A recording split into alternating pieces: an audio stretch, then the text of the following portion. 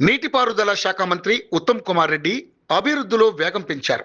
తమ శాఖను దూకుడుగా ముందుకు తీసుకెళ్తున్నారు. ఎప్పటికప్పుడు మీటింగ్స్ పెడుతూ ప్రజలకు అందుబాటులో ఉంటున్నారు. అంతేకాకుండా పర్యటనలు చేస్తూ ప్రజా సమస్యలను తెలుసుకుంటున్నారు. ఇందులో భాగంగానే డాక్టర్ బిఆర్ అంబేద్కర్ సచివాలయంలో నీటిపారుదల అధికారులతో సమావేశమయ్యారు. వానాకాలం పంటలకు సమృద్ధిగా నీరు అందించేందుకు కట్టుదిట్టమైనటువంటి చర్యలు తీసుకోవాలని అధికారులను ఆదేశించారు.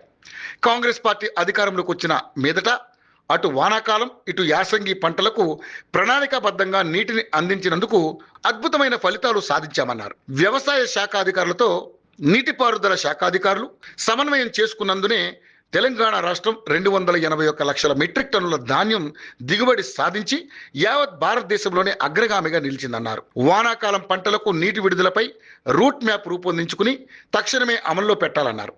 సాగునీటి అంశంలో ఏ ఒక్క రైతు ఇబ్బంది పడకుండా చూసుకోవాలని ఆయన సూచించారు. నీటి విడుదల విషయమై నీటిపారుదల శాఖ మొత్తం దృష్టి కేంద్రీకరించి చివరి ఆయకట్టు వరకు నీరు అందేలా చూడాలన్నారు.